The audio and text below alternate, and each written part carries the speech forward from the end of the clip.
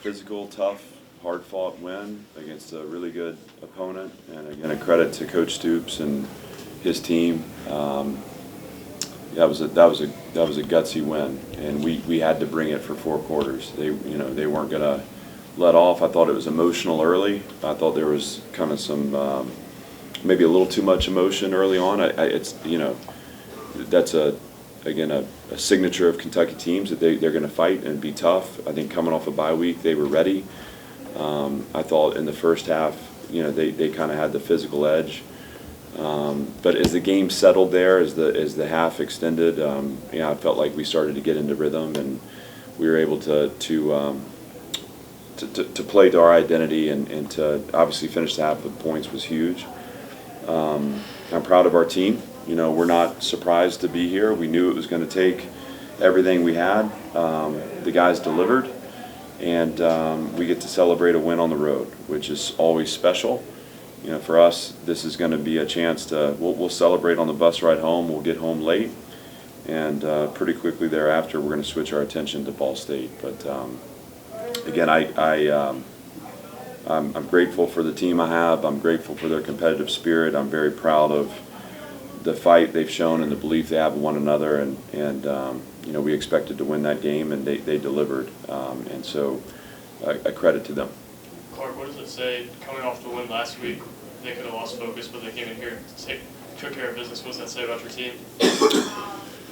It says that the team is hungry for more.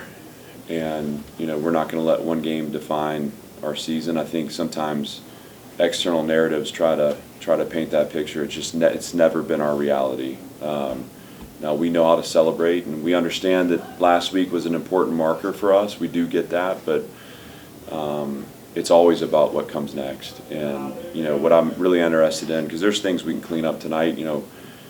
How we find our highest level as a team and really have some fun, but.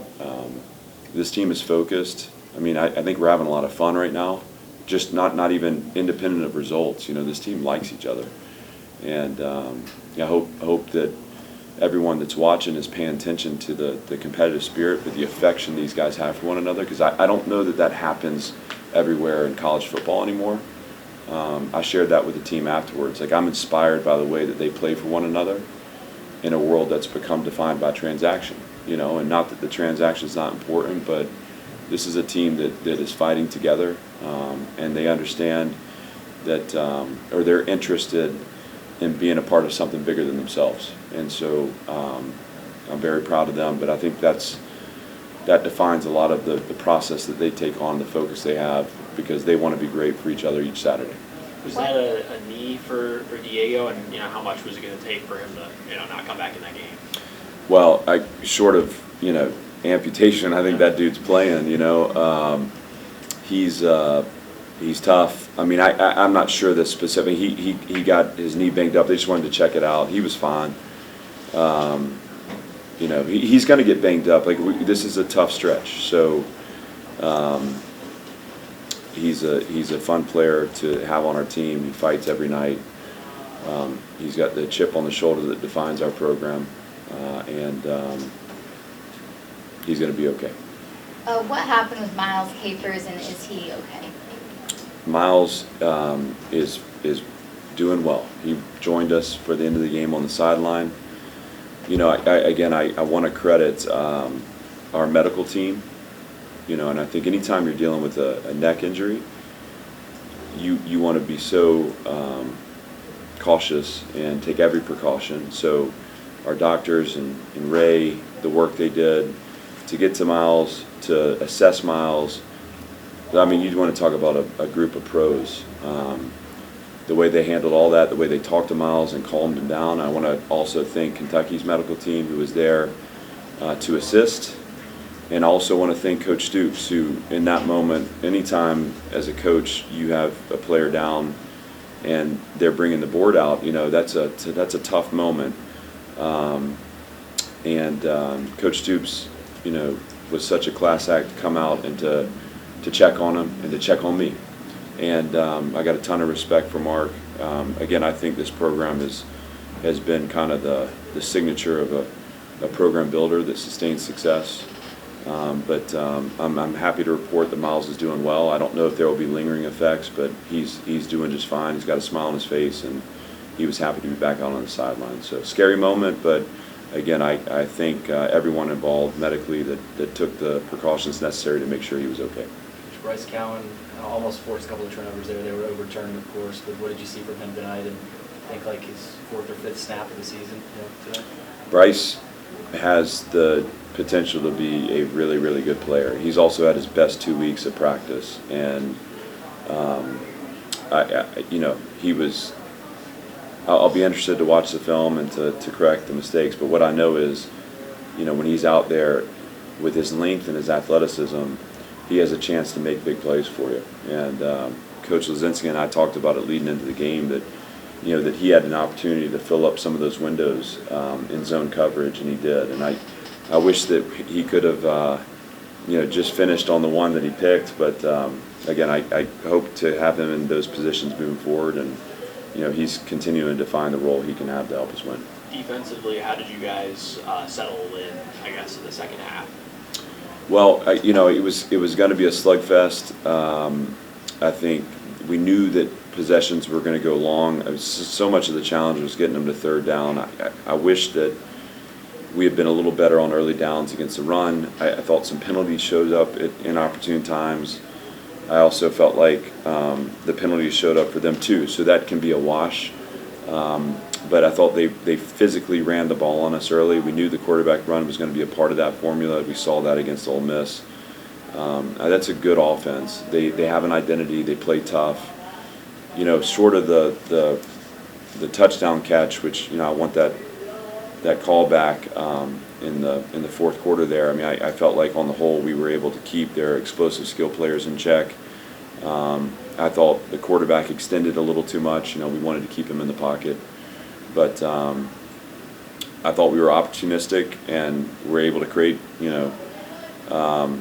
we disrupted the ball and ultimately finished the game when we needed to. And so once we were able to build a lead and we made it a pass-first game, we were able to get a subgroup out there, and I felt like kind of controlled the line of scrimmage. We created some holds, and then we had some shells that were tough for the quarterback. So well done in execution there. Certainly there's a better performance for us, but I'm proud of the way the guys fought. Having had the week that you guys had with all the media attention that could have easily caused a distraction, how do you think that the team handled that in a way that allowed you to still have the performance that you had today? Yeah, I mean, again, I would just say that they're not going to let one game define their season, for better or for worse. So this is a process-driven program. There's a great belief in who we are and what we do, and we have really strong player leadership. So they set a tone. I mean, I can set the course, but they set the tone, the spirit of the work. And I knew on Sunday that they were going to be ready. We had a great Tuesday. Stacked a Wednesday, stacked a Thursday. I thought we were focused on Friday, and the long day today they handled really well too. That's the other part of it. I mean, you never know with these late kicks how the day impacts the mindset, the mentality taking the field. But I don't know. We have a mature team that has clear goals, and again, I credit them for taking the message and applying it, actualizing it, and that's what we did. 3.9 yards per carry for you guys, but that includes multiple pretty big sacks. So, you ran the ball pretty well against the big interior. How were you guys able to neutralize Walker and those guys? I think it's the kind of three-headed monster. You got the dive, the quarterback, and the pitch. And I think there's so much we do formationally that challenges the opponent. And so it wasn't always pretty, but it doesn't always have to be. But I thought there were some really tough runs in there. Seti, again, shows up as just a physical runner. Obviously, we know Diego, but look, he pitched the ball to Eli Stowers once for a nice gain. I mean, they're just getting so many people involved.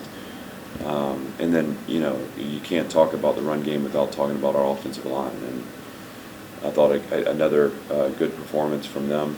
We'll look at some of the pressures and stuff like that. that's not always a breakdown at the line of scrimmage. You know, sometimes that's decision making for the quarterback or route running, whatever, or design. You know, so we'll get that figured out. But it starts with the run game for us, and we did enough tonight to win. Richie Hoskins, huge third down catch, and then the touchdown there. Was that, I mean, obviously those were called plays, but is there an intent to get Richie involved potentially today, or is that just kind of how the game? Nope, just how the game went. I mean, Richie's been such a consistent contributor for us. I think the hard thing about receiver is there's one ball, and what I'd like to point out that I think marks a shift in our program. Watch those guys block on the perimeter. Watch our receivers block on the perimeter. And that shows you the level of devotion they have to us winning games. There's one ball, you know, we're a run-first approach. We're starting to get better at spreading the ball around a little bit and unlocking some of those plays from the receiver core. But Richie's a guy that, you know, I mean, he never once complains, never once flinches, continues to do his job. And when you have that approach, you get rewarded. You know, sometimes it doesn't happen as fast as we want to, but I think there's a lesson in that for everybody. You know, you stay in process, you commit yourself to it, and in time you have moments. And the biggest thing, it's the mentality. And I talked about this a little bit last week with Junior. It's like, you know, are we mature enough to be in the right position, in the right mindset when the team needs us? That means that we haven't had a lack of receptions or a lack of targets bring us down. Because the minute you go into that selfish headspace, it's hard to dig yourself out of it. But again, that's Richie Hoskins. I mean, you know, he's a walk-on in this program who's now a captain, who came up in a big way, in a big moment for a big win for our program. One more? The willingness of Diego to go back out there and keep playing even after he kind of got banged up, what does that say about, you know, his mentality and the kind of leadership that he brings to the program? Yeah, I don't know that there's anything else I can say about Diego's mentality and leadership. I mean, he's other than just to say, like, he's so committed and devoted and disciplined in his process. One of the things that I hope that everyone knows, as much swagger as he carries himself with, and we love that. I mean, I love the confidence he plays with. But as much as that confidence comes out,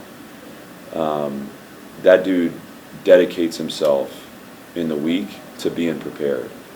He's a quiet competitor in practice. He goes about his business. He builds connections with guys, meaningful connections with guys in the locker room.